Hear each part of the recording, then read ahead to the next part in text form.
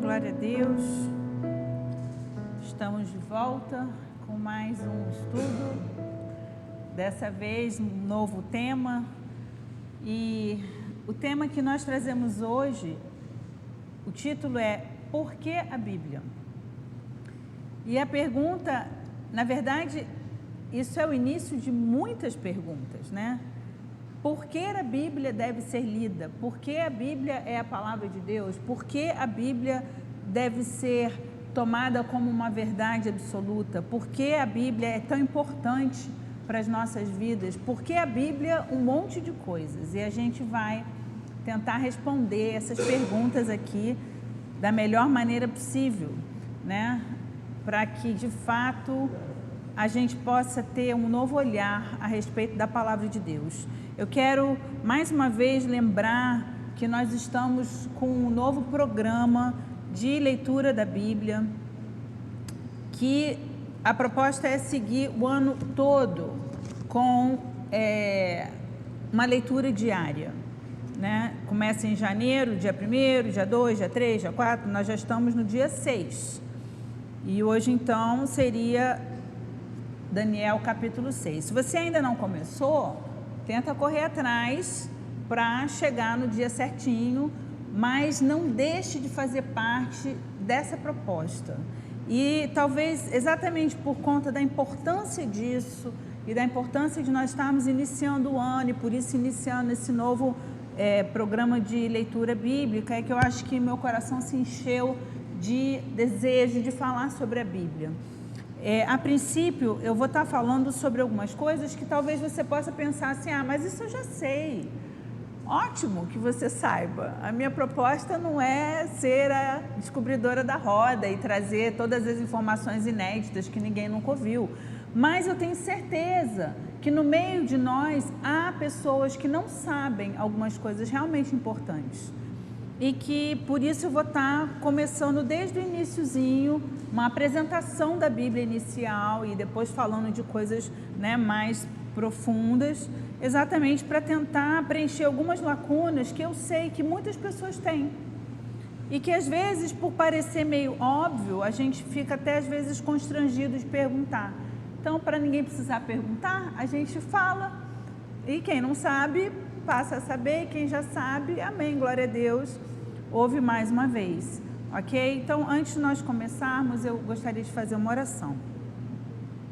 Pai, nós te bendizemos por esse momento, Senhor. Nós vamos iniciar um estudo falando sobre algo de extrema relevância, algo, Senhor, realmente precioso e fundamental para as nossas vidas, que é a Tua Palavra. E eu quero te pedir, Senhor, ajuda-nos a nos concentrarmos, a nos focarmos e verdadeiramente estarmos ligados ao Teu Espírito, para que o Teu Espírito, Senhor, que opera em nós tanto o querer como o realizar, possa despertar em nós um desejo ardente e um anseio, Senhor, verdadeiramente forte, de lermos a Tua Palavra, de conhecermos as Escrituras, de fato entendermos aquilo que a Tua Palavra diz, porque a Tua Palavra é preciosa e ela, em momento algum, pode ser compreendida como algo que nós possamos abrir mão, Senhor, que não seja indispensável ou imprescindível para as nossas vidas, porque assim fosse, o Senhor não teria tido o trabalho de deixar esse livro registrado para nós, Senhor. Então, Pai, abre-nos os olhos, abre-nos o entendimento e dá-nos, Senhor Deus, mergulharmos nesse livro, de forma que, de fato, a transformação que Tu queres operar em nós possa ser plena. E para isso, Pai, nós precisamos completamente do mover do Teu Espírito. Então, ajuda-nos nessa noite, Pai, é o que eu te peço, não apenas a mim, mas a cada um daqueles que estão me ouvindo agora, ou que aqueles que ainda me ouvirão em algum outro momento, mas que o Senhor esteja operando, ó Deus, com poder e graça, sobre a vida da Tua igreja, sobre o Teu povo, sobre cada um de nós, em nome de Jesus. Amém, Senhor.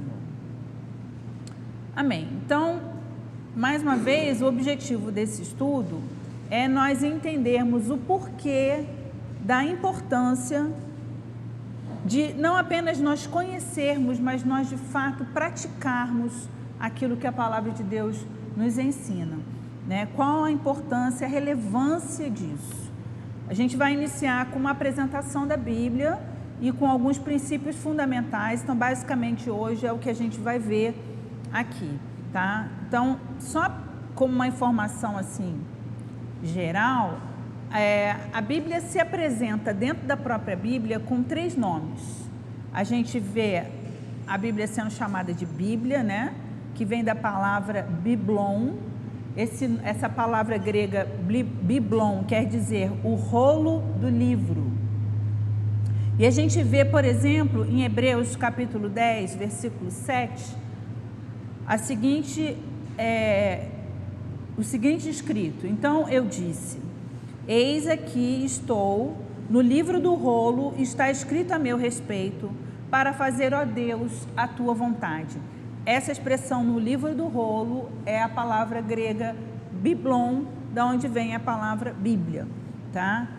Uma outra forma que a própria Bíblia se retrata, se descreve, é a palavra escrituras, que vem do original grego grafes.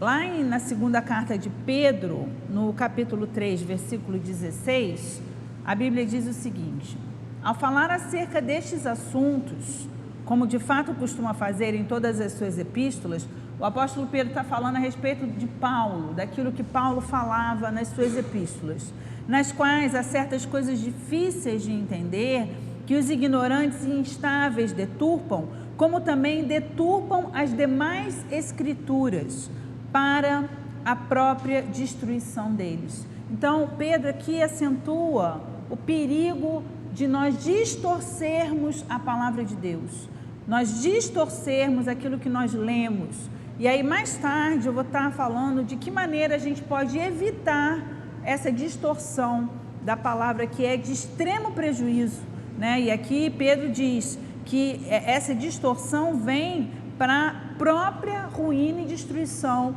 daqueles que distorcem a palavra de Deus. E a terceira forma que a Bíblia se apresenta, né, que ela se define, se intitula, é palavra de Deus. Então, lá em Mateus 15, no versículo 4, a partir do verso 4, diz assim: porque Deus ordenou, honra a teu pai e a tua mãe, e quem maldisser a seu pai ou a sua mãe, seja punido de morte. Mas vós dizeis, se alguém disser a seu pai ou sua mãe, é oferta ao Senhor aquilo que poderias aproveitar de mim, esse jamais honrará a seu pai e a sua mãe, e assim invalidaste a palavra de Deus por causa da vossa tradição. Então, a palavra de Deus também retrata, essa expressão, palavra de Deus, retrata as Escrituras, a Bíblia Sagrada, ok? Bom, então, a Bíblia, ela é formada por 66 livros, ou seja, ela é um compêndio, ela é uma enciclopédia. Ela compõe 66 livros. Desses 66 livros, 39 estão no Velho Testamento e 27 estão no Novo Testamento. O Velho Testamento, ele inicia lá com o livro de Gênesis e ele vai até o livro de Malaquias e inicia então em Gênesis falando da criação do universo, da criação da natureza, de todos os animais e dos seres humanos. Então, todo o início da Bíblia fala sobre essas questões. E termina, então, lá no último dos profetas, que é Malaquias, que é o último dos profetas usados por Deus antes do nascimento de Jesus. Então, esse compõe, 39 livros, de Gênesis a Malaquias. O Velho Testamento, ele é dividido em 4 partes. Ele pode ser dividido a título de estudo, existe essa divisão em 4 partes. A primeira parte seria o Pentateuco, depois os livros históricos, depois os livros poéticos e, por fim, os livros proféticos. E a gente vai falar um pouquinho sobre cada uma dessas coisas. Então, o que seria o Pentateuco? O Pentateuco são os 5 primeiros livros da Bíblia, né? Que são todos de autoria de Moisés. E esses livros são Gênesis, Êxodo, Levítico, Número e Deuteronômio. E esses livros, eles trazem a lei de Deus entregue a Moisés. Ou seja, nesses 5 livros, Moisés não apenas narra desde a criação, aquele início todo, da criação da terra, da criação do universo, da criação da natureza, blá, blá, blá, da criação dos seres humanos. Ele trata também, né, da aliança de Deus com Abraão, a história dos patriarcas, a formação da nação de Israel, tá nesse início do Pentateuco. E também fala do início da saída do Egito, rumo à terra prometida, a terra que Deus havia prometido a Abraão, na aliança que Deus fez com ele. Então, esses são os 3 períodos históricos mais importantes que o Pentateuco aborda, né? São 3 períodos históricos: o início da criação, a aliança com Abraão e a formação da nação de Israel, e a saída do Egito em direção à conquista da terra prometida. Tá? Então, em seguida, após esses 5 livros iniciais, seguem então os livros históricos. Esses livros históricos, como o próprio nome diz, contam histórias e história a respeito do povo de Israel. Todos os livros do Velho Testamento são livros que falam a respeito do povo de Israel, né? De toda essa trajetória do povo. Então, os livros históricos são 12. Dentre esses 12, começa com Josué, Juízes, Ruth, 1º e 2º livro de Samuel, 1º e 2º livro dos Reis, 1º e 2º livro das Crônicas, Esdras, Neemias e Esther. São 12 os livros históricos. E também esses 12 livros falam também de 5 períodos da história de Israel. Abrange 5 períodos. Então, primeiro, o povo de Israel vivenciava uma teocracia. O que é isso exatamente? Quando o povo era conduzido pela própria pessoa de Deus. Então, era Deus governando por meio dos seus servos, que a Bíblia chamava de juízes. Então, os juízes eram usados para governar o povo, e os juízes eram conduzidos pelo mover de Deus para que o povo fosse conduzido. Então, esses juízes começam lá, desde Josué, que assume o governo do povo após a morte de Moisés, e aí vem propriamente o livro de Juízes, que aí você vai ver a vida de Gideão, a vida de Sansão e inúmeros outros juízes, até os livros, 1º e 2º livro de Samuel, que era um profeta, também utilizado como um juiz para conduzir o povo conforme a direção dada por Deus. Só que, exatamente nesse período de Samuel, o povo começou a achar ruim esse negócio de ser conduzido diretamente por Deus, de ser governado diretamente por Deus, porque eles começaram a se comparar com outros povos que habitavam ali ainda a terra de Canaã, onde eles estavam agora ocupando, e eles começaram a se questionar e a dizer: Samuel, por que a gente não tem um rei? Nós queremos um rei. Então, eles reivindicaram de Samuel o governo de um rei, uma monarquia, não mais uma teocracia, mas uma monarquia. E quando Samuel, assim, muito revoltado, ouviu o povo dizendo isso, Deus falou para Samuel: Samuel, não se irrite, porque na verdade eles não estão rejeitando a você, eles estão rejeitando a mim. Então eles querem um rei, eu vou dar um rei para eles, mas você antes diga para eles o seguinte: o rei vai governar sobre a vida de vocês, impondo seus próprios interesses.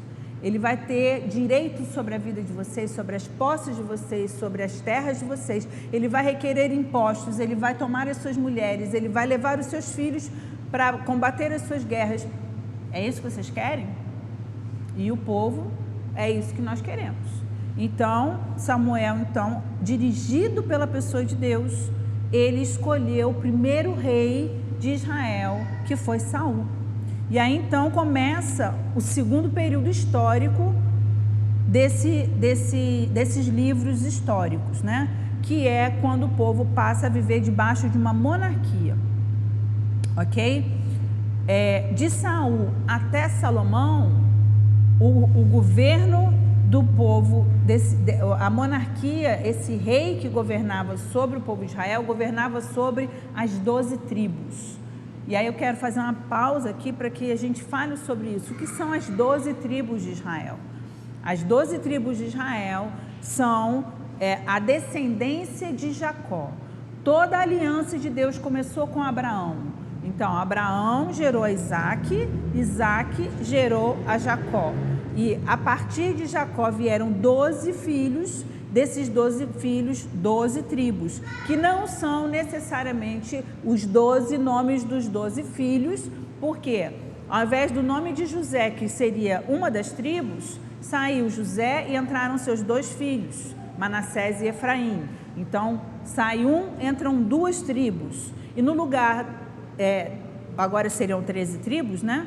Tira-se então a tribo de Levi da herança das terras, porque eles viriam a ser sacerdotes. E como sacerdotes, o que eles viveriam então das ofertas, e todas as tribos teriam obrigações com a tribo de Levi. Então eles também saem dessa divisão das 12 tribos.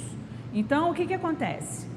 De Saul a Salomão, na verdade a gente está falando aí de 3 reinados, Saul, Davi e Salomão, o reino era composto dessas 12 tribos de Israel.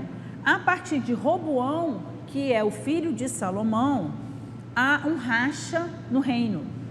E aí 2 tribos vão para um lado e as demais 10 tribos vão para o outro. Então, essas 2 tribos, que são Judá e Benjamim, passam a ser chamadas de Reino do Sul. Então, você vai ver nesses livros históricos várias vezes referindo ao Reino do Sul.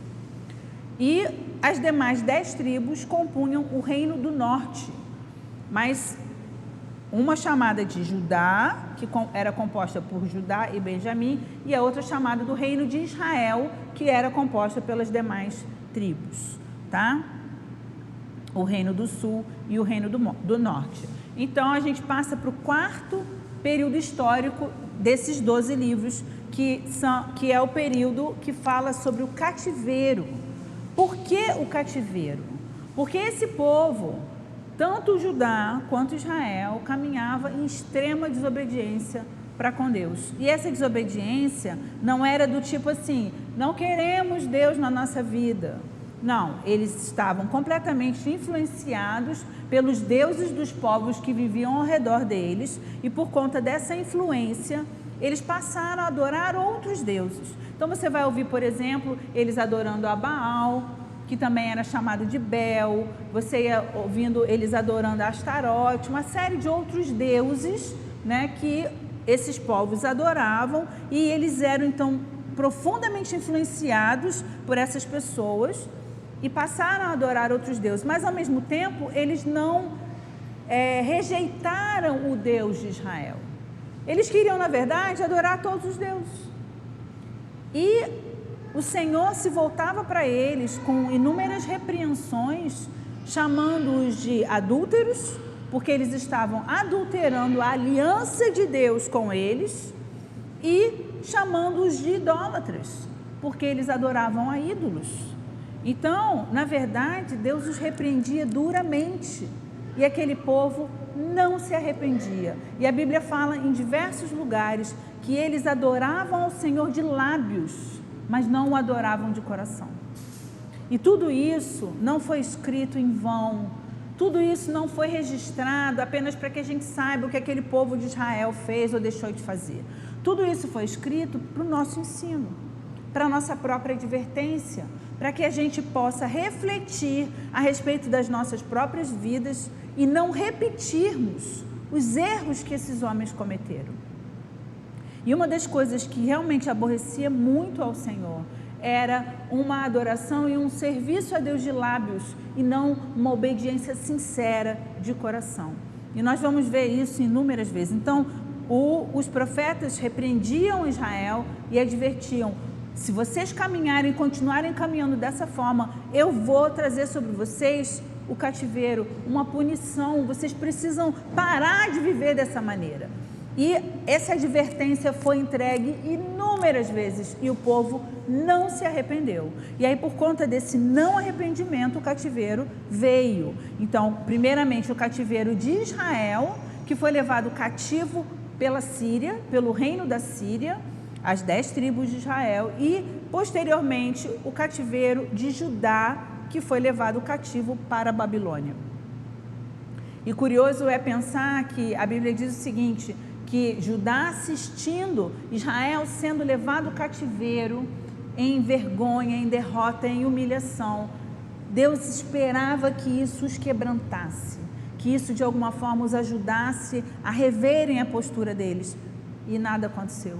Então eles também foram levados em cativeiro por 70 anos pelo povo da Babilônia, e enquanto isso a cidade de Jerusalém foi absolutamente destruída, queimada, inclusive o templo do Senhor que estava ali, o templo construído por Salomão, que estava ali em Jerusalém, ok? Então a gente parte agora para o 5º período, que é abordado por esses livros históricos, que é o período pós-exílio, ou seja, depois que o Senhor os tira do cativeiro, porque é nítida a mão de Deus tirando o povo do cativeiro, e eles começam então a reconstruir os muros de Jerusalém, as casas e o próprio templo, e a gente vê isso sendo muito bem descrito nos livros de Neemias, de Esdras e em outras partes também dos profetas, ok? Bom, passamos então para o terceiro grupo de livros, que são os livros poéticos. Os livros poéticos, eles trazem um gênero devocional, né, de uma reflexão pessoal. Quais são esses livros? É o livro de Jó, que conta uma história muito específica da vida de Jó e de toda a reflexão que ele faz diante de Deus a respeito de tudo que estava acontecendo na vida dele. Vem o livro dos Salmos, que também são nítidas reflexões de homens de Deus. Então a gente tem salmos de Davi, salmos de Asaf, de Coré, enfim, são vários salmos de várias pessoas, autores diferentes, que compõem também uma expressão muito sincera do coração desses homens. Então você vai ver salmos de alegria, de júbilo, você vai ver salmos de uma consternação, de tristeza, de depressão legítima. Você vai ver ao mesmo tempo uma confissão de pecados, uma confissão de quem Deus é, da grandeza do poder de Deus, uma expressão de fé legítima. Você vai ver tudo isso sendo dito por meio dos salmos. Tem também o livro de Provérbios, que é um livro extremamente rico, até muitas pessoas fazem isso. O livro de Provérbios tem 31 capítulos, então tem pessoas que decidem ler, 31 capítulos não, 31 capítulos, tá certo? 31 capítulos, e tem pessoas que decidem ler um capítulo por dia ao longo de um mês, e ficam repetindo esse looping, né? Porque é um livro riquíssimo, que traz inúmeras expressões de sabedoria, que tem influências importantes sobre a nossa vida, até sobre educação se fala no livro de Provérbios, se fala sobre muitos procedimentos de vida, e são expressões de extrema importância para a nossa vida. E aí então segue o livro de Eclesiastes, que também foi escrito por Salomão, porque Provérbios também foi escrito por Salomão, e o livro de Cantares, que também foi escrito por Salomão. Salomão escreveu Provérbios, Eclesiastes e Cantares. E Eclesiastes também trazem preceitos riquíssimos de vida, e Cantares, na verdade, é a expressão do amor, né?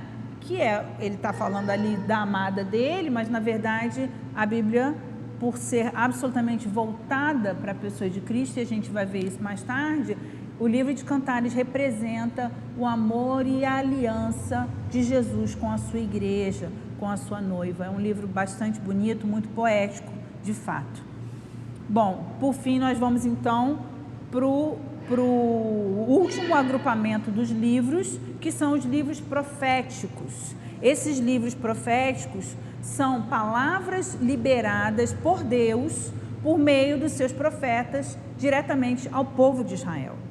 Boa parte dessas palavras foram palavras de repreensão, mas também existem muitas palavras de consolo, de encorajamento e de anúncio daquilo que viria ainda, né? Coisas ainda do futuro, coisas que ainda nem aconteceram, exatamente, porque boa parte dessas palavras proféticas, dos livros proféticos, boa parte dessas profecias já se cumpriram. Mas existe uma parte delas que, apesar de ainda estar no Velho Testamento, ainda não foram cumpridas. Inclusive sobre a volta de Cristo e o dia do Senhor, né, que ainda não se cumpriu. E isso também é dito no Velho Testamento, ali no meio dos livros proféticos. Os livros proféticos são 17 e eles são divididos também, ou podem ser divididos em dois grupos. O que a gente chama de os profetas maiores, que são chamados de maiores, primeiro porque o volume do livro é maior, mas também pela relevância deles, pelo impacto que eles promoveram no meio do povo de Israel, e o livro dos profetas menores, que são livros menorzinhos e profetas que não tenham tido a importância, mas que não tiveram o impacto ou que não profetizaram por tempos assim tão longos, né? Por exemplo, Daniel e Jeremias, por exemplo, profetizaram por um tempo bastante longo, eles pegaram alguns reinados, então, por isso, profetas maiores. Então, vamos falar um pouquinho sobre os profetas maiores. Quais são eles? É o livro de Isaías, de Jeremias, Lamentações de Jeremias, de Ezequiel e de Daniel. Esses livros receberam o nome dos seus próprios profetas. Então, é o profeta Isaías, o profeta Jeremias, o profeta Ezequiel e o profeta Daniel, ok? Os profetas menores são 17, né? Não, minto, são 12, e eles são Oséias, Joel, Amós, Obadias, Jonas, Miqueias, Naum, Abacuque, Sofonias, Ageu, Zacarias e Malaquias. São 12 os profetas menores.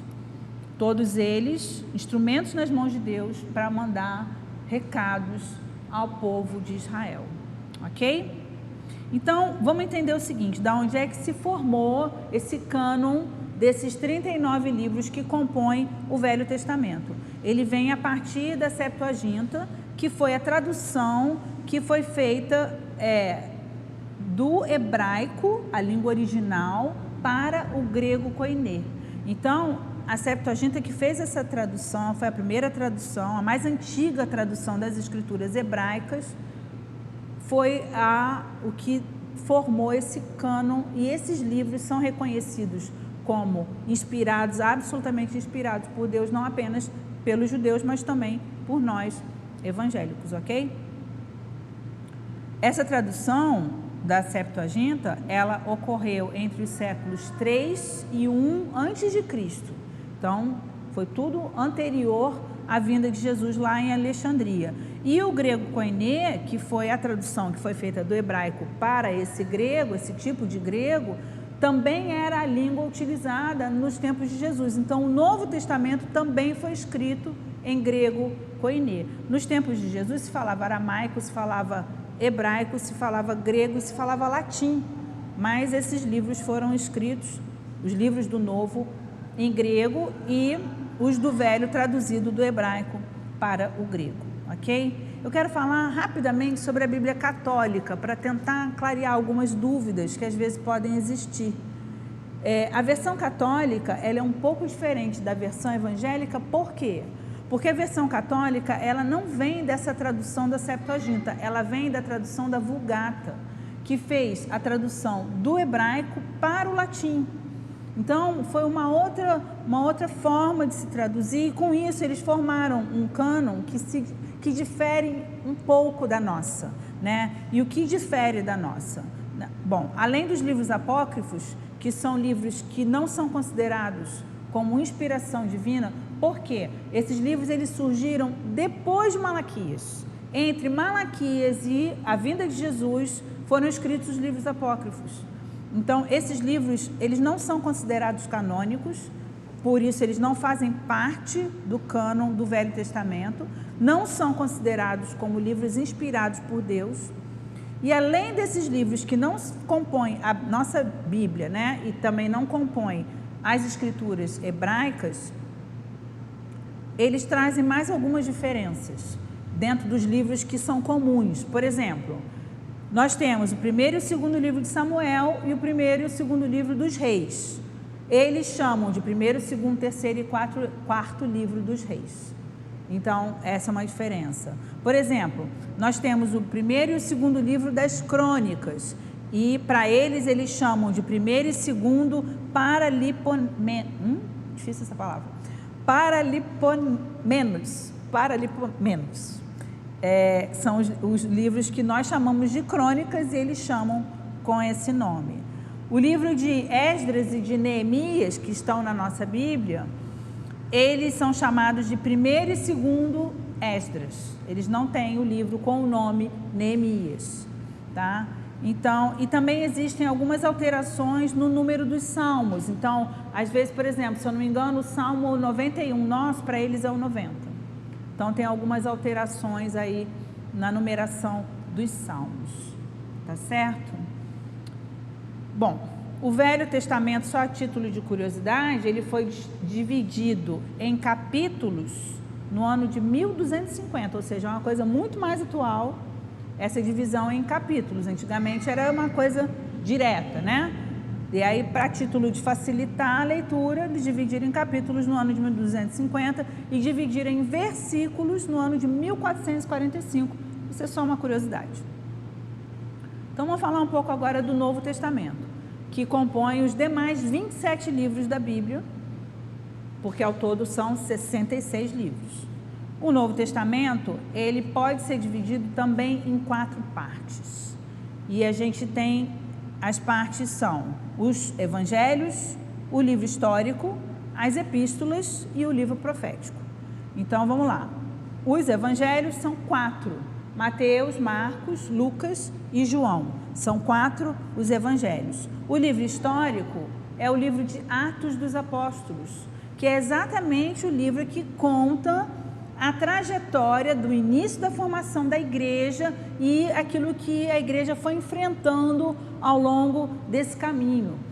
Além disso, também narra a questão do desenvolvimento do apostolado, e aí ele cita com mais veemência alguns dos apóstolos. Tá? As epístolas foram cartas escritas por alguns apóstolos para as igrejas, porque à medida em que eles foram saindo em viagens missionárias e foram criando novas igrejas em outras cidades, em outras regiões, depois eles precisavam de alguma forma se comunicar com essas igrejas, doutrinar essas igrejas, né? Corrigir os erros que essas igrejas estavam cometendo ou vivenciando, e isso foi feito através de cartas, e essas são chamadas as epístolas.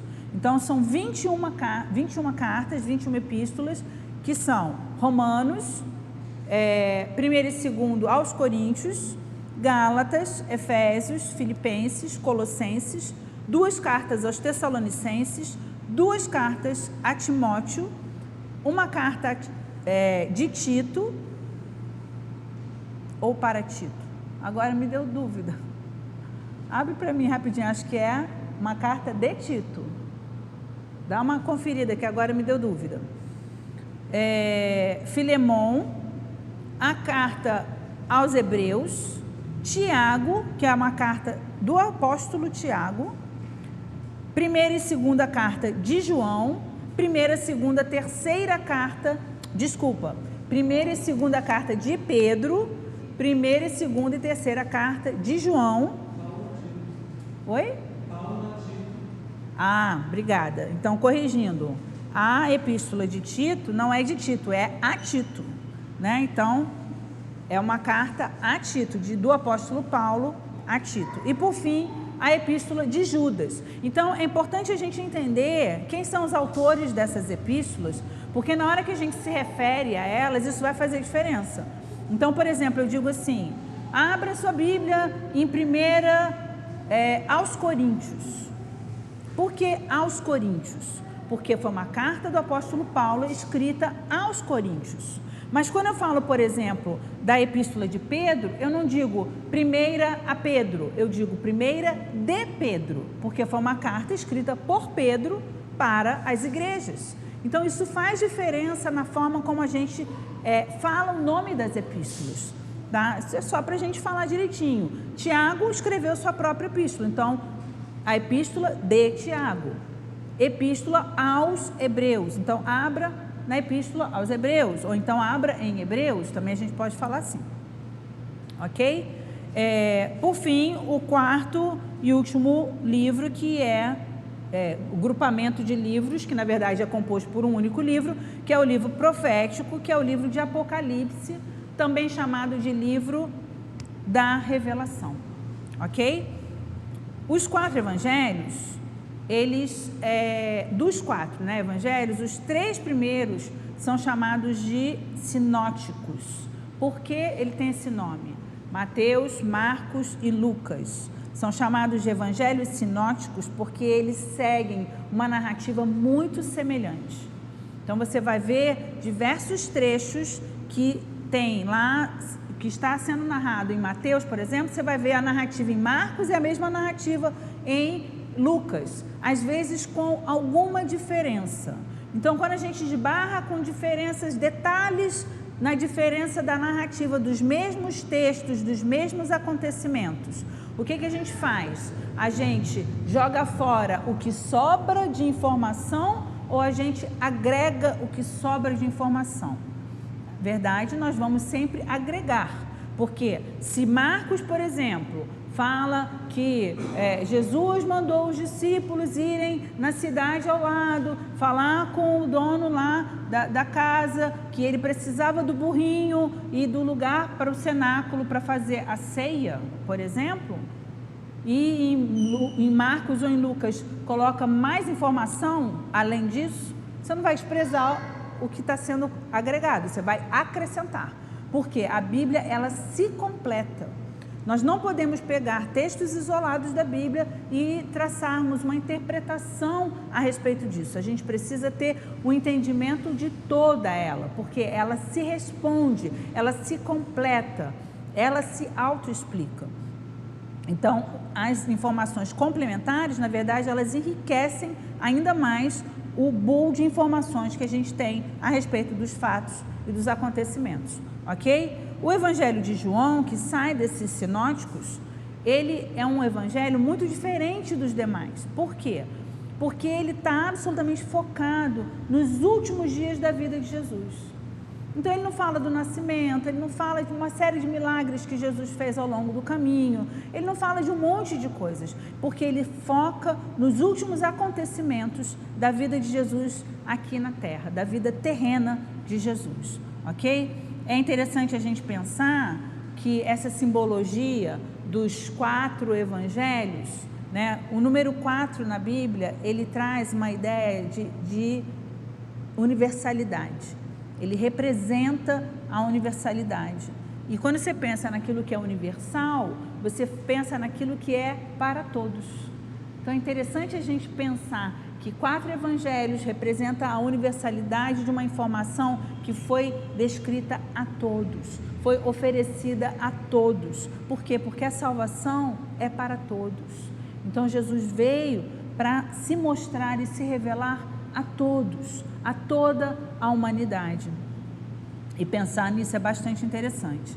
Então vamos lá. O livro então de Atos dos Apóstolos, que vem logo depois dos 4 evangelhos. Ele fala da formação da igreja, ele fala da perseguição da igreja, ele fala da organização que a igreja criou, ele fala do desenvolvimento da igreja e da expansão da igreja. Então, o processo que tudo isso viveu, né, como que tudo isso aconteceu, porque o começo do livro de Atos dos Apóstolos são 500 pessoas reunidas no cenáculo, buscando ao Senhor e aguardando o cumprimento da promessa do derramamento do Espírito Santo de Deus. De 500, rapidamente se passa a 3.500 e dali a coisa vai se multiplicando e a igreja vai se espalhando. Começam as perseguições e a igreja se dispersa. E à medida que ela se dispersa para outras cidades, para outras regiões, ela vai também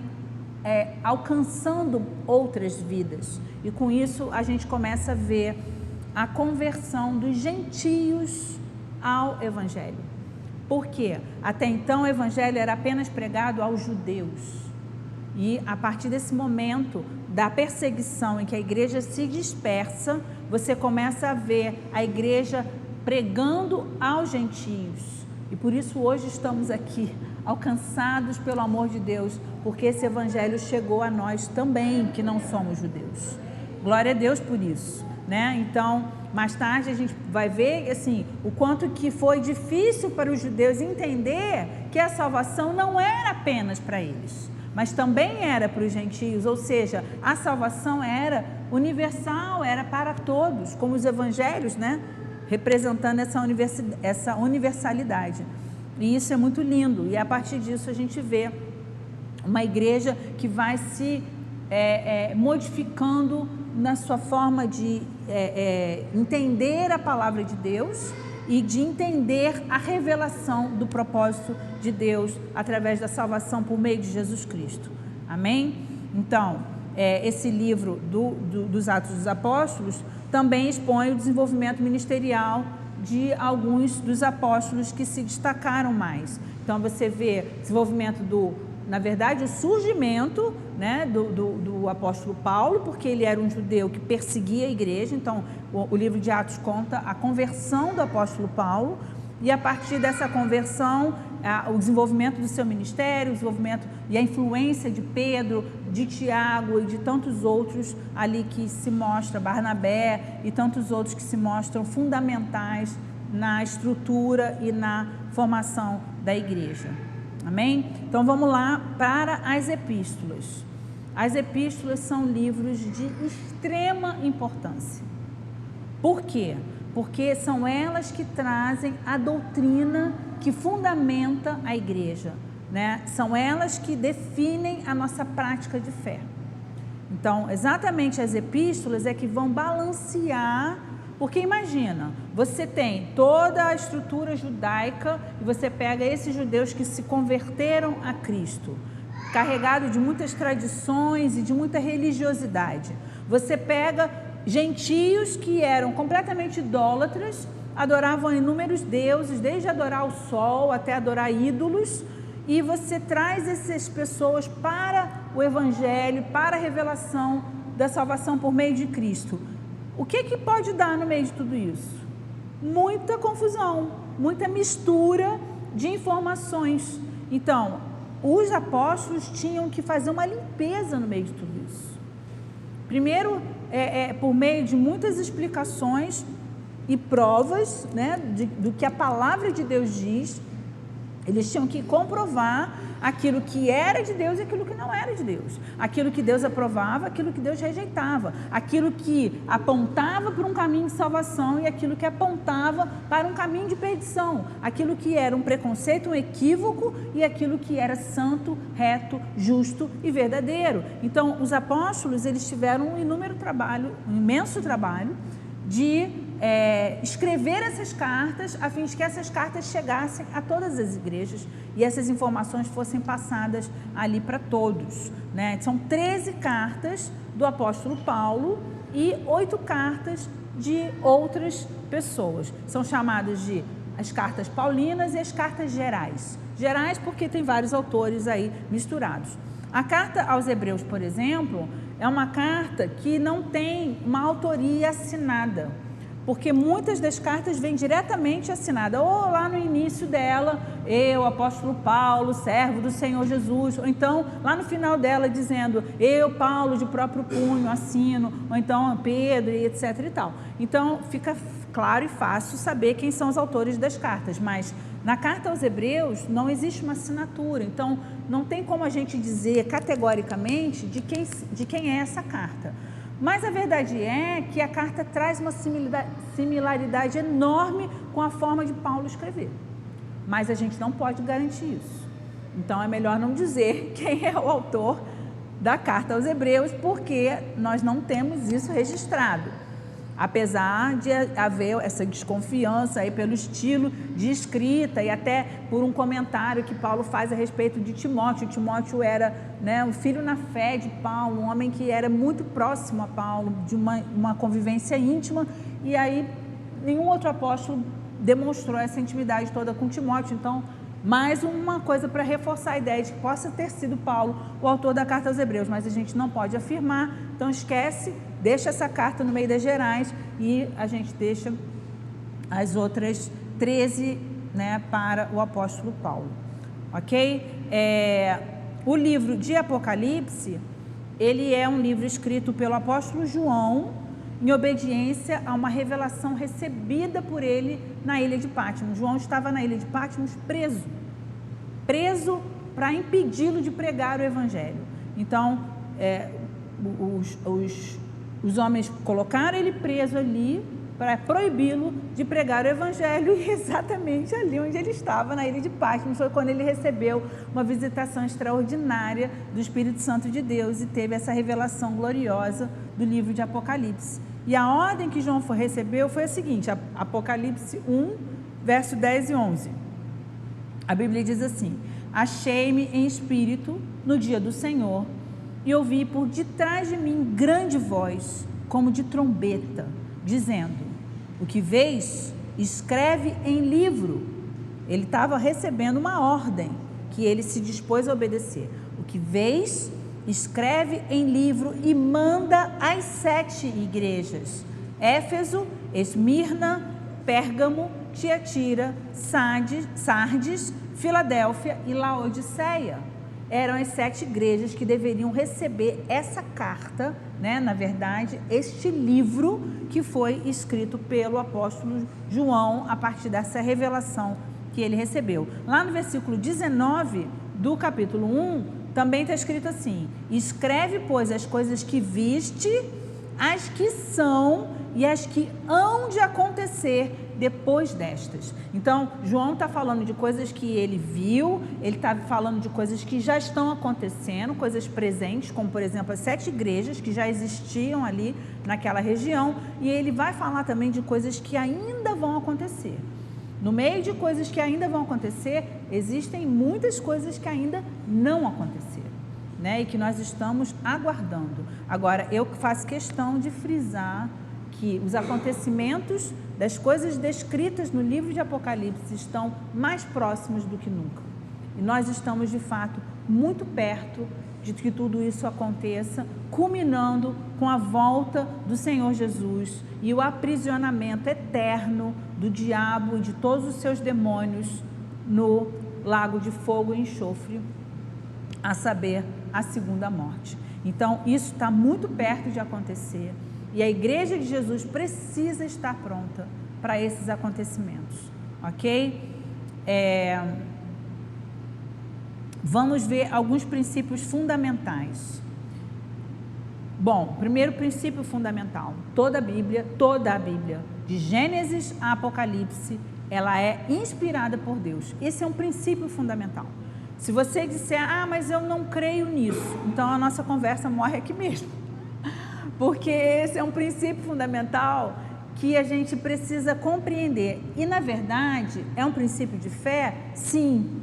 Mas é um princípio de fé muito respaldado por muitas provas.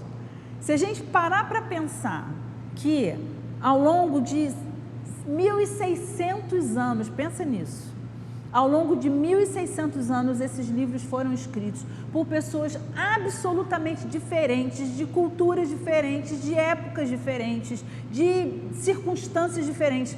E você percebe o quanto que essas palavras estão absolutamente harmonizadas. Quem poderia fazer isso? Senão um único autor, que é o Espírito Santo de Deus. Então, isso é algo que realmente impacta. Uma outra coisa que impacta: se nós pensarmos ao longo da história, quantas vezes se tentou eliminar todas as Bíblias na face da Terra? Nunca se conseguiu fazer isso. E até hoje há lugares onde é absolutamente proibida a entrada de uma Bíblia.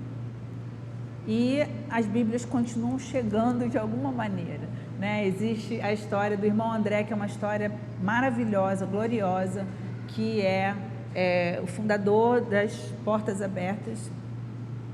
E ele é um evangelista apaixonado pelas almas. E ele, naquela época, quando ele era um jovem, que hoje ele ainda é vivo, mas já é um senhor, ele naquela época era um jovem, ele tinha um anseio ardente de levar a Bíblia para a Alemanha comunista. Então ele precisava entrar muro adentro, né? Naquela época a Alemanha estava cercada ali pelos muros. Ele precisava entrar nesses muros muito vigiados, né? E ele tinha um fusquinha na época, e ele chegava com aquele fusquinha abarrotado de Bíblia. Se você quiser ler essa história, é lindíssima essa história está escrita num livro chamado O Contrabandista de Deus. É uma história muito linda. E ele então vinha com aquele fusquinha abarrotado de Bíblia, e ele era parado na fronteira ali daquele muro. E aí os guardas vinham super armados olhar e examinar o carro. Pensa que as Bíblias estavam escondidas na lataria do carro, sei lá o quê? Não, porque eram tantas Bíblias que não tinha como fazer isso. Então as Bíblias estavam sobre o banco, no porta-mala, em tudo que era lugar que eles teriam facilidade de enxergar essas Bíblias. E, no entanto, eles olhavam o carro inteiro e eles não enxergavam as Bíblias. Absolutamente sobrenatural, né? O mover de Deus através da ousadia desse homem. E as Bíblias chegavam então na mão dos cristãos dentro da Alemanha Oriental, num momento em que havia grande perseguição. E isso acontece ainda hoje, né? De muitas maneiras as Bíblias estão chegando nos países onde há muita perseguição. Então esse é um princípio fundamental. A Bíblia toda ela inspirada por Deus. Homens escreveram por inspiração do Espírito Santo de Deus. Ok? Então, quando você vai lá na segunda carta de Paulo a Timóteo, no capítulo 3, no verso 16 e 17, a Bíblia diz o seguinte: toda a Escritura, palavras do apóstolo Paulo, toda a Escritura é inspirada por Deus e útil para ensino, para repreensão, para correção, para educação na justiça, a fim de que os homens de Deus sejam perfeitos e perfeitamente habilitados para toda boa obra. Então aqui a gente já encontra um dos porquês. Por que a Bíblia precisa ser lida?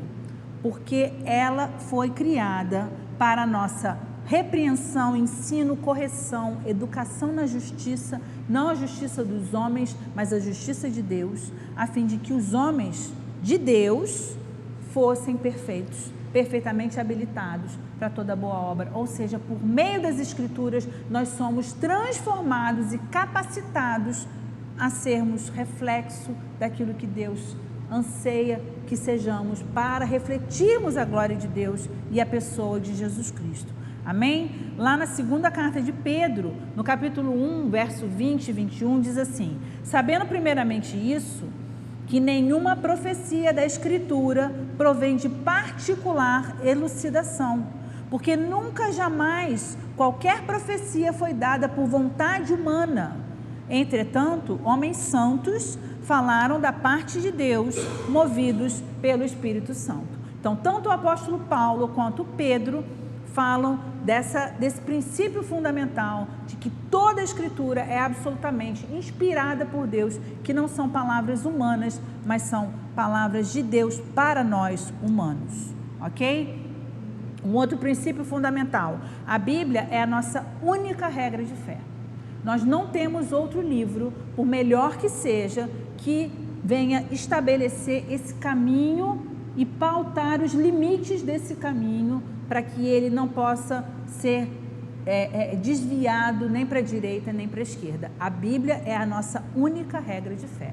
A gente vai esbarrar por aí com algumas religiões que gostam da Bíblia, que creem na Bíblia, mas que também abraçam outros livros como sua regra de fé. E isso é algo muito perigoso, porque por mais que eu possa ter sido movida por Deus a escrever um excelente livro, por mais que a minha experiência com Deus seja grande, eu não posso escrever algo que seja considerado como palavra de Deus.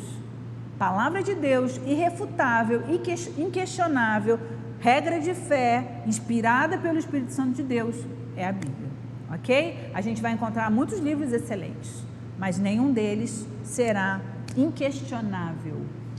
A gente precisa ter isso bem claro na cabeça da gente. Então, ela é a nossa única regra de fé e ela é a autoridade máxima a respeito de tudo que nós cremos. Ah, eu creio nisso. Espera aí, isso está escrito na Bíblia? É assim que Deus define a nossa fé? É assim que a gente deve crer? A gente precisa ir lá, pensar e sondar o que as Escrituras dizem a respeito disso. Porque senão a gente esbarra numa coisa muito perigosa, que é aquela coisa assim: ah, para mim Deus é isso, para mim Deus é aquilo, para mim Deus se manifesta assim, Deus faz assado. Para mim não interessa o que é para mim, o que é para você, o que é para o vizinho, o que é para o colega, não interessa o que para nós é. A palavra de Deus é de Deus e Ele se traduz, Ele se define, Ele se revela e revela a sua justiça, revela o seu amor, revela os seus propósitos, revela os seus feitos, os seus planos por meio da sua própria palavra. Então a gente não precisa pensar no que Deus é para mim. Deus é o que Ele diz que Ele é. Quando Moisés perguntou para Deus: Senhor, quando os israelitas me perguntarem quem te mandou e quem que falou com você, eu vou dizer o quê? Como é que é seu nome? E a Bíblia diz que Deus virou-se para Moisés e disse: eu sou o que sou. Ele se define. Não somos nós que o definimos. Ele se define. E Ele se revela por meio da sua própria palavra. Então, ela é a autoridade máxima a respeito de tudo o que nós cremos. Então vamos ler lá em 1ª carta de Paulo aos Coríntios 4, 6 e 7, diz: estas coisas, irmãos, apliquei-as figuradamente a mim mesmo e a Apolo, por vossa causa, para que por nosso exemplo aprendais isto: não ultrapasseis o que está escrito.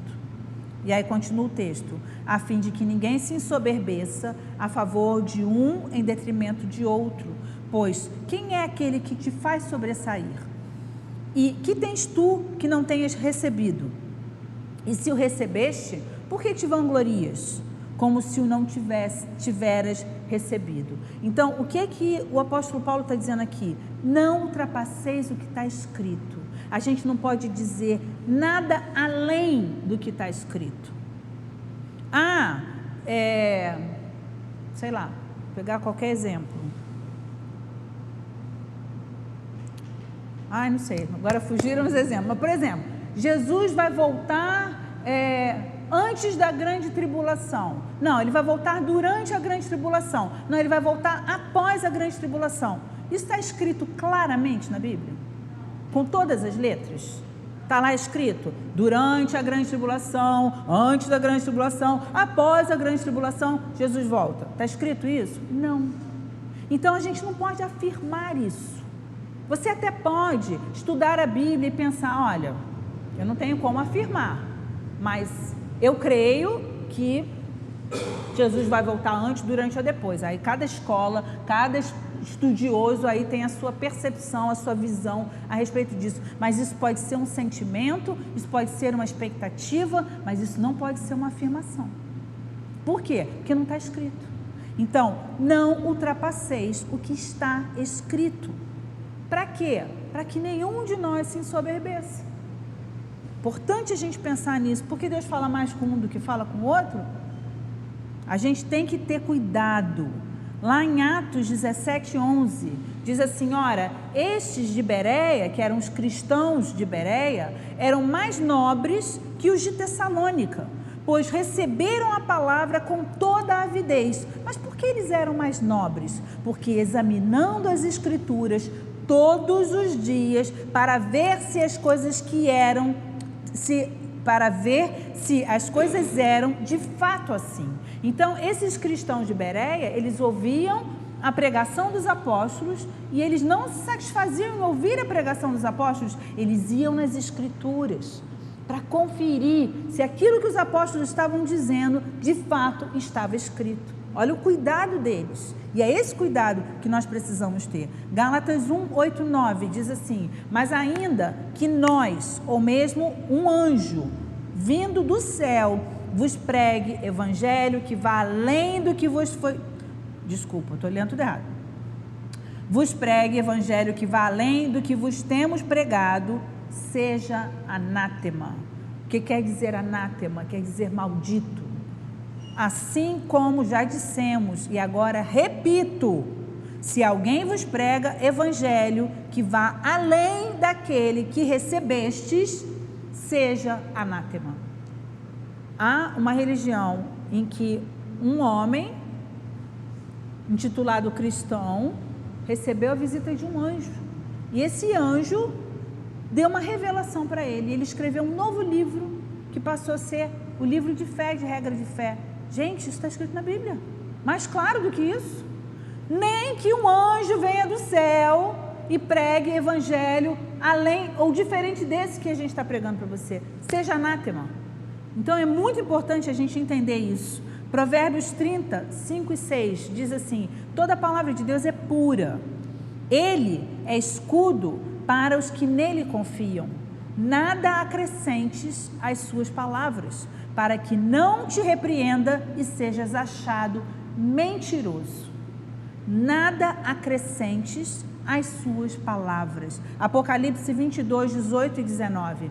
Eu, a todo aquele que ouve as palavras da profecia deste livro, testifico: se alguém lhes fizer qualquer acréscimo, Deus lhe acrescentará os flagelos escritos neste livro. E se alguém tirar qualquer coisa das palavras deste livro, das palavras do livro desta profecia, Deus tirará a sua parte da árvore da vida, da cidade santa e das coisas que se acham escritas nesse livro. Ou seja, nós não podemos tirar nada e não podemos acrescentar nada. E isso é uma coisa que tem acontecido nos nossos dias.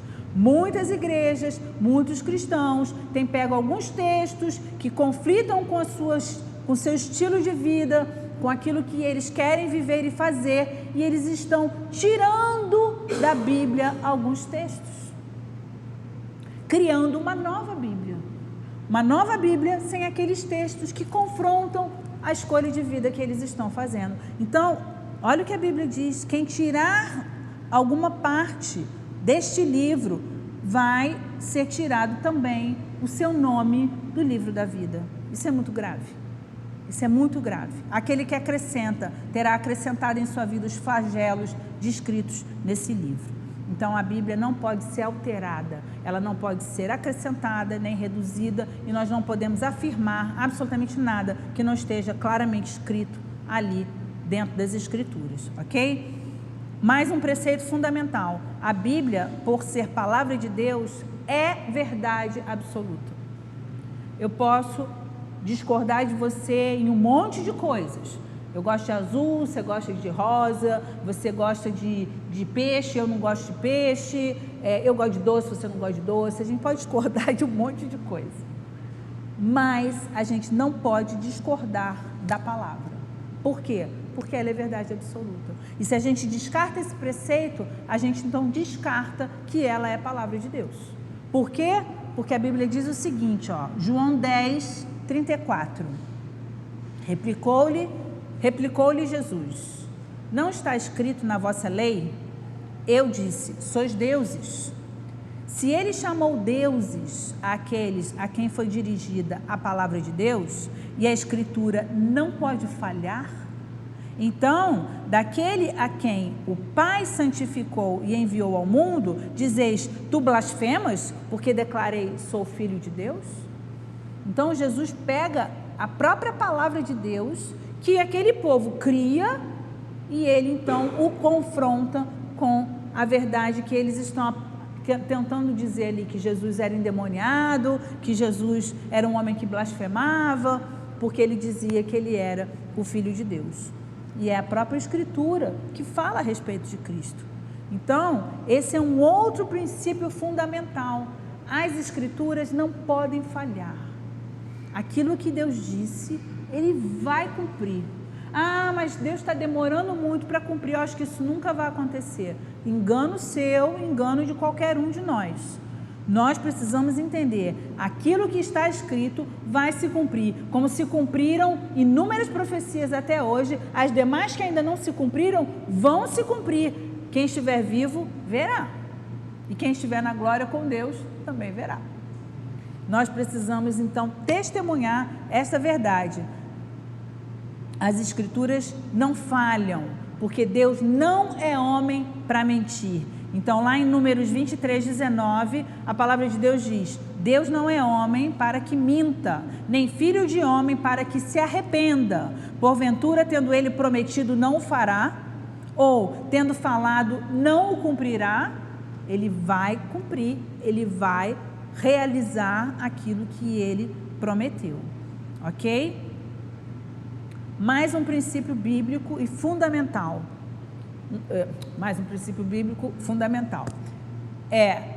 A Bíblia é toda ela, de Gênesis a Apocalipse, ela é toda voltada para Cristo, que a gente chama de cristocêntrica, ou seja, Cristo está no centro de toda a Escritura. Todo o Velho Testamento, apesar de falar de inúmeras coisas antes do nascimento de Jesus, ele é todo voltado para falar de Cristo, seja por símbolos, seja por circunstâncias, seja por palavras proféticas, de inúmeras formas. O Velho Testamento representa coisas que dizem respeito a Cristo e o Novo Testamento é todo a partir de Cristo. Então, o Velho Testamento, ele aponta para Cristo. Quando você vai lá em João 5,39, a palavra diz assim: examinais as Escrituras, Jesus dizendo, porque julgais ter nelas a vida eterna. Que escritura era essa que os hebreus, que os judeus examinavam, que Jesus estava dizendo aqui? Era o Velho Testamento. Era o cânon do Velho Testamento. Essas eram as escrituras que existiam naquela época para eles. Então, eram essas escrituras que eram lidas na sinagoga pelo próprio Senhor Jesus. E o próprio Senhor Jesus citou inúmeras passagens do Velho Testamento. Se você olhar ali no Novo Testamento, Jesus cita inúmeras passagens do Velho. Ele fala a respeito de Moisés, ele fala a respeito de Isaías, ele fala a respeito de Jeremias, ele fala de um monte de profetas, ele fala de um monte de histórias, ele fala de Abraão, ele fala de um monte de coisa. Porque o próprio Senhor Jesus reconhecia as Escrituras como palavra de Deus, revelação divina. E aqui ele diz para o povo judeu que também acreditava nisso: examinais as Escrituras, porque julgais ter nelas a vida eterna, e são elas mesmas que testificam de mim. Ou seja, é todo o Velho Testamento que vocês estão examinando que testifica a meu próprio respeito. Inúmeros acontecimentos do Velho Testamento tipificam a obra de libertação e de salvação da cruz de Cristo. Então vamos ver um exemplo. Lá em João 3, 14 e 15, Jesus diz o seguinte: e do modo porque Moisés, ele cita Moisés, levantou a serpente no deserto, assim importa que o Filho do Homem seja levantado, para que todo o que nele crê tenha a vida eterna. Então a gente está falando de quê? O povo estava lá no deserto, se rebelou, criou lá o bezerro de ouro, fez lá uma confusão danada, e aí vieram serpentes abrasadoras do deserto, começou a matar um monte de gente, mata, vai mordendo, vai morrendo, e aí então Moisés naquele desespero, e Deus fala para Moisés: levanta numa haste uma serpente de bronze, todo aquele que olhar para a serpente será curado e não morrerá. O que isso representava?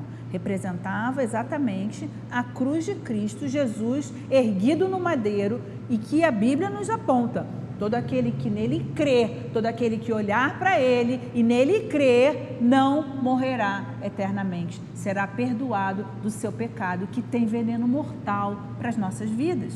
Então, ali, o que Jesus está citando a respeito de Moisés e da serpente erguida, ele fala exatamente a respeito dele. Eu quero ler de novo: assim importa, como a serpente foi erguida no deserto, assim importa que o Filho do Homem seja levantado, para que todo que nele crê tenha a vida eterna, ou seja, não pereça pelo poder do pecado na sua vida. Quando a gente fala, por exemplo, da celebração da Páscoa, lá quando os judeus estavam para sair do Egito, exatamente no momento da 10ª praga, da morte dos primogênitos dos egípcios, qual foi a recomendação de Deus a Moisés? Pega um cordeiro perfeito, sem mácula.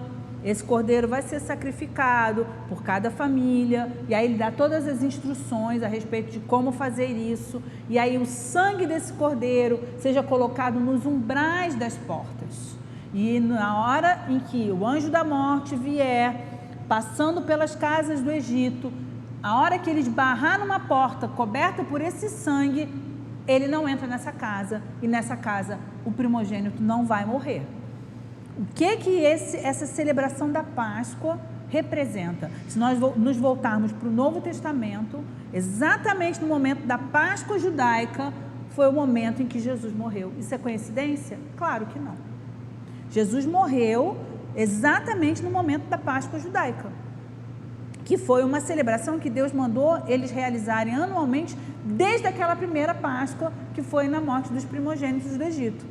E isso representava o quê? O Cordeiro perfeito, que é o Cordeiro de Deus, o Senhor Jesus, sem mácula, sem pecado, absolutamente perfeito, e que tem o seu sangue derramado, porque ele é morto, e este sangue nos cobrindo, nos livra da morte.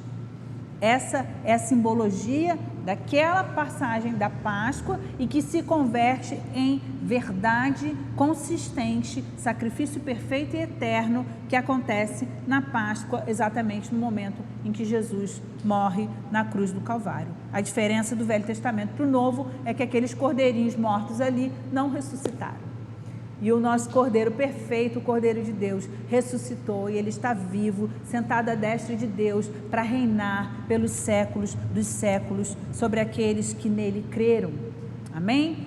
Então, o Velho Testamento, ele ilustra o Novo Testamento, e o Novo Testamento explica o Velho Testamento. E nisso a gente tem um complemento perfeito, uma harmonia perfeita, um casamento perfeito de informações, para que a gente compreenda todo o propósito de Deus por meio das Escrituras, todo o propósito de Deus para as nossas vidas, hoje e no futuro.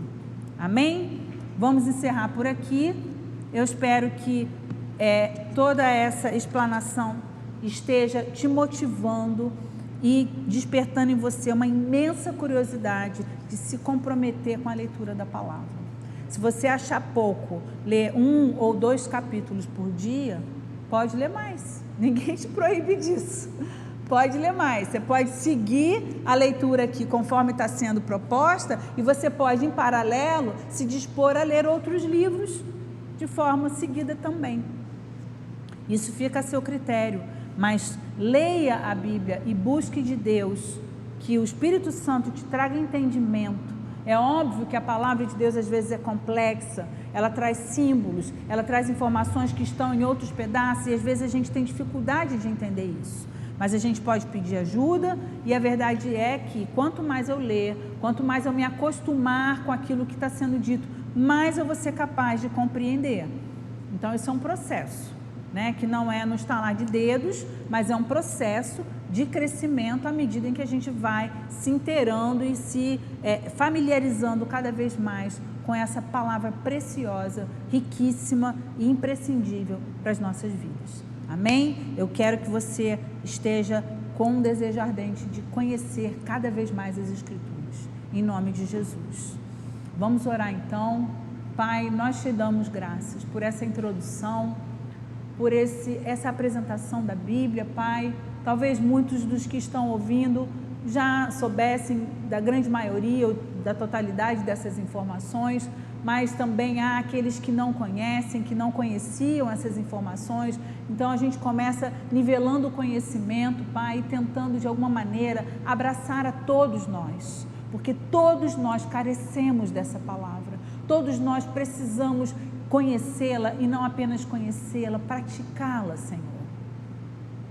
Pai, ajuda-nos, porque nós precisamos disso. A Tua palavra diz que aqueles, quando o Senhor Jesus foi ali chamado por alguns judeus que diziam, a tua mãe e os teus irmãos estão aqui te procurando, e ele disse, a minha mãe e os meus irmãos são aqueles que praticam a palavra de Deus, que obedecem a palavra do Pai. Então, para que nós sejamos família de Jesus, para que nós sejamos filhos legítimos. Não basta que nós creiamos em Cristo, é claro que isso é fundamental e é a porta que se abre para a entrada no reino de Deus. Sem isso, nós não entraremos no reino de Deus. Mas, Senhor, a partir dessa entrada, nós precisamos conhecer essa palavra gloriosa que o Senhor mesmo se importou em deixar para nós registrado, para que nós pudéssemos compreender e aprender mais e mais a teu respeito e a respeito dos teus propósitos para as nossas vidas, Senhor. Ajuda-nos, vem com o teu Espírito, motiva-nos, remove, Senhor, toda a resistência em o nome de Jesus, remove as barreiras em o nome de Jesus, que nós possamos criar oportunidade e tempo para isso. Porque se esperarmos que o tempo esteja sobrando, Senhor, para que leiamos a Tua Palavra, nós não vamos ler a Tua Palavra. Então, Senhor, isso é um compromisso, um princípio, Senhor, de quem se importa em se nutrir e em se alimentar. Assim como a despeito de todo o trabalho, de todos os compromissos da vida, nós reservamos o tempo para tomarmos o café da manhã, para almoçarmos, para lancharmos, para jantarmos. Assim também nós precisamos reservar tempo para nos alimentarmos da Tua Palavra. Esse é o alimento espiritual, esse é o alimento para o nosso espírito. Comemos para alimentar a nossa carne, para alimentar o nosso corpo, mas nós precisamos comer para alimentar o nosso espírito e assim fortalecê-lo a ponto dele conseguir subjugar a nossa própria carne. Senhor, ajuda-nos, nós te pedimos. Em nome de Jesus nos levantamos contra toda barreira e toda resistência, Pai, e te pedimos o auxílio do Teu Espírito para que possamos estar verdadeiramente comprometidos com a leitura da Tua Palavra. É o que nós te pedimos pelo poder do nome de Jesus. Agora, Paizinho, leva-nos em paz e em segurança de volta aos nossos lares. Que a graça do Senhor Jesus, o amor de Deus Pai, a comunhão com o Teu Espírito Santo, seja com todos nós e com todo o Teu povo espalhado pela terra. É o que nós pedimos hoje, pelo poder do nome de Jesus. Amém, Senhor.